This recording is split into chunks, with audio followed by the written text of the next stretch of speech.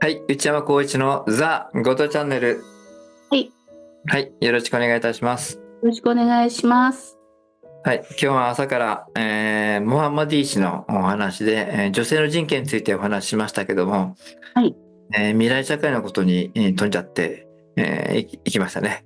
そうですね、ハンナ・アーはい、レントさんが出てこられました。ですね。はい、だね、からせめてバッグを少し変えて、うん、女性らしく、ね、色に変えてみました。柔らかい雰囲気になりました柔らね。かい雰囲気ですね。うん、はい、先ほどからね、どなたか来ておられますので、お話聞いてみたいと思いますけど、よろしいですか？ああ、そうなんですね。はい。はい、それではよろしくお願いします。はい、はい、それでは合唱お願いします。主への感謝を中心に準備をお願いします。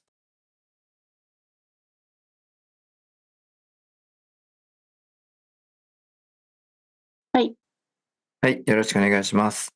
よろしくお願いします。はい、それでは私の頭上に来ていただいている方、恐れ入ります。エレナさんの方にお入りいただきますようお願いいたします。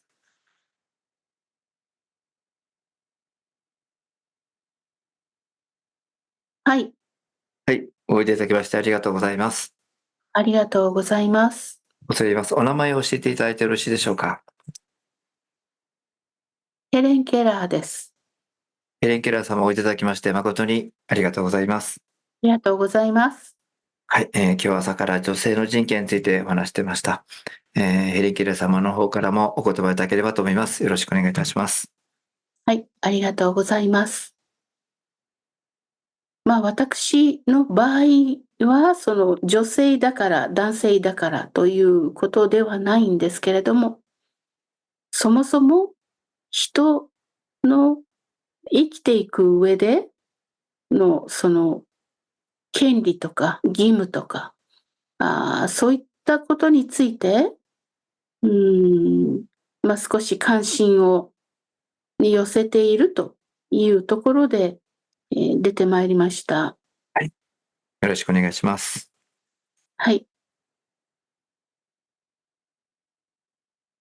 三重苦で生まれたということもありまして、基本的な人としての権利そのものについて理解するということは、初めのうちはとても難しく、自分に与えられた権利だというような感覚は全くありませんでした。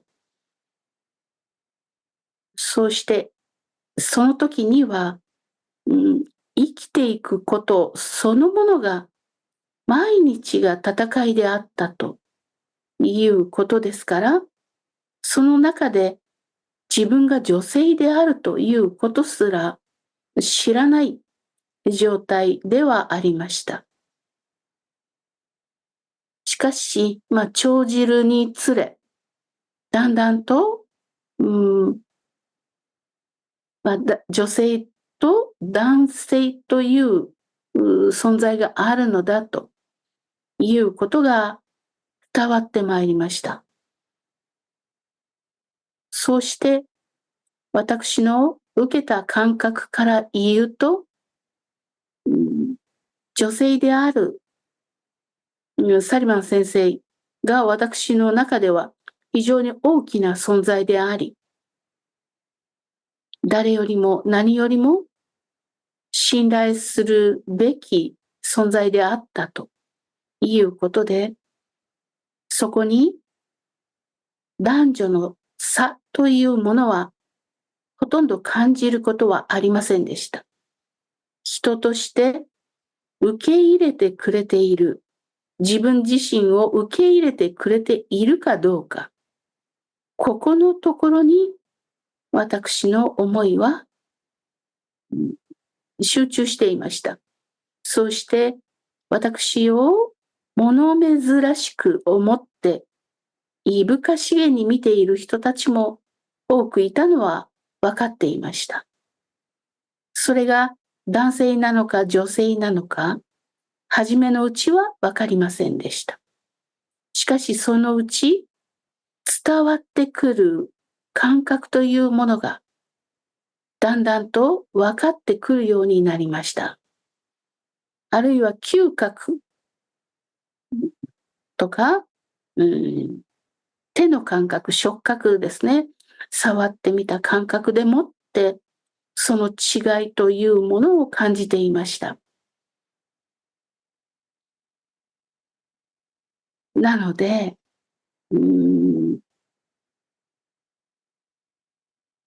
柔らかさや、うん、注意深い強さというものを女性からは感じていたし、鋼鉄のような強さと、うん、割と、うん、そうですね、大きな、あるいは雑なと申し上げてもいいかもしれません。そういった感触というのが、おそらく男性であった、男性から受けた感覚であったというふうに記憶しています。そうして、その世界観というものがどのようになっていったかということを、考えますと、どちらかというと、男性のパワー、エネルギーから感じたものは大きくて、そして力強さ、そういったものを感じていました。何か大きく、守られているような、そういう感覚を持ったのです。世の中が動いていくための大きな力になっているエネルギーだというふうに思いました。そして女性は、うーん、細やかで優しいエネルギーを醸し出していましたから、しかし、日々の生活にとても密着した必要なパワーであったと思います。なので、家に例えると、屋根や骨格、壁などが男性的なものであるならば、女性はその中にある家具、椅子やテーブルやベッド、食事をする食器などは女性的なパワーだというふうに捉えていたと思います。なんとなくそういったイメージがありました。だから屋根や壁は毎日直接触ることはないけれど、ベッドやお皿には手を触れることがあるといったような距離感までそのように私は受け止めていました。とても不思議ですけれど、すべてがそういったもので構成されているようにも感じます。おそらく世の中が動いていく時のパワーも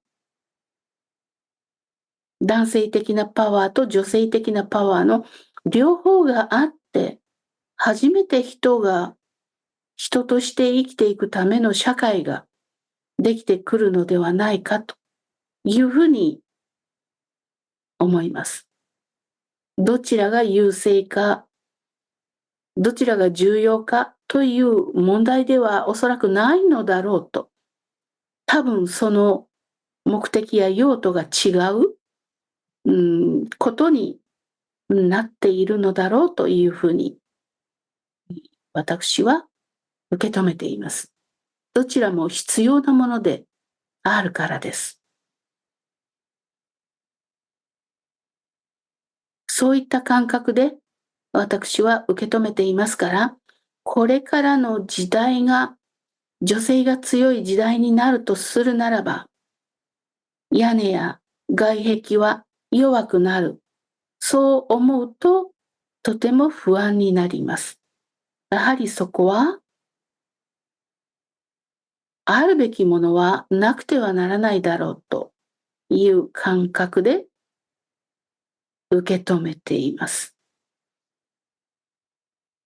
ただ注目をされるのが、女性的なパワーによって作られていく、うーん、ナイーブなもの、美しいもの、優しいもの、そういったものに注目が集まるのだろうというふうに思います。時の流れの中の一つとして、そういう時代があっても良いのではないかというふうに思います。ありがとうございました。はい、どうもありがとうございました。はい。はい。その家に例える例え話、すごくよくわかりました。確かに男性の強い力、守る力っていうのはどうしても必要かなというふうに思いますね。さてどのような時代が来るのか、とっても楽しみではありますし、また、男性としてはどうしたものかなっていうところもありますけども、しかし、人類の発展っていうところから見れば、そういったところも、いろいろとこう変わりながらやっていくことが発展になるんじゃないかと思います。はい。基礎はしっかりと作っていきたいと思いますので、よろしくお願いします。はい。どうもありがとうございました。ありがとうございました。はい、エレナさん。はい。どうでしたかね。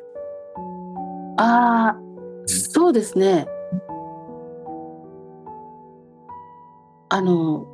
私もその映像、家の例え、はい。映像はとてもよくわかりました。なるほど、そう言われてみればそうだとそうですね。思いました。ですね。はい。はい。そういった大きなそういったイメージで作っていったらいいかと思いますね。そうですね。はい。やはり、大事なところとか守らなくちゃいけないところというのはやはりそうしなくちゃいけませんしね。そうですね。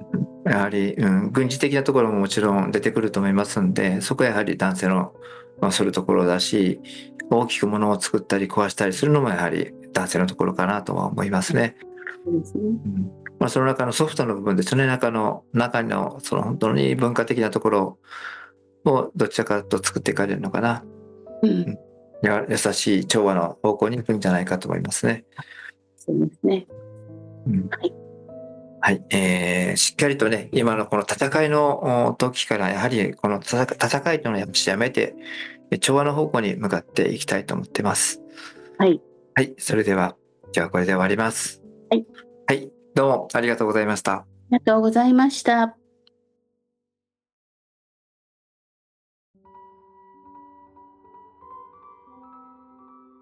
高明です。はい。はい。お父さんの守護霊さんになりますかね。そうです。ね、そうですか。はい。はい。高明さんの時代にはい。持ち越した問題。持ち越した問題。それを引き継いでると思うんですね、問題集が。はい。はい。はいはい。ですから、高明さんの時の、ちょっと、そういったエピソードなんか教えていただけませんか？